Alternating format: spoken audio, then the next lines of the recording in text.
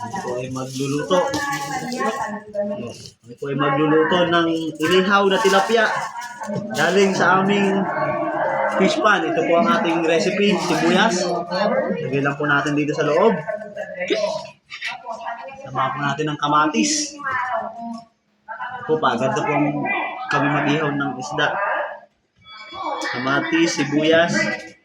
Lagay lang natin.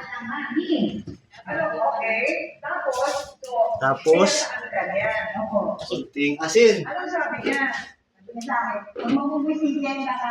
Asin. Masarap talaga ang luto ng inihaw na isda.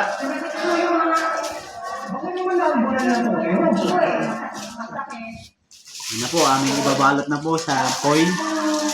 Buhay pa yung isda, oh. Okay na to.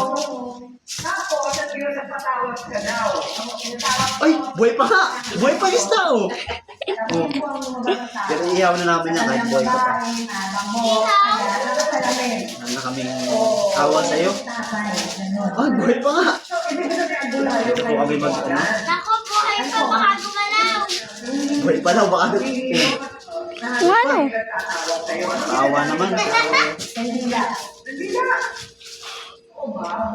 Di na yan, hindi na gagalaw pag linuto.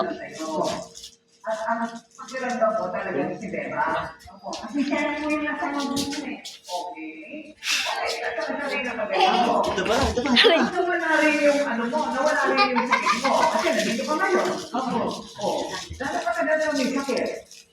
Okay na, tapos na. Like po kayo and subscribe sa aming vlog Kasilangan ng channel.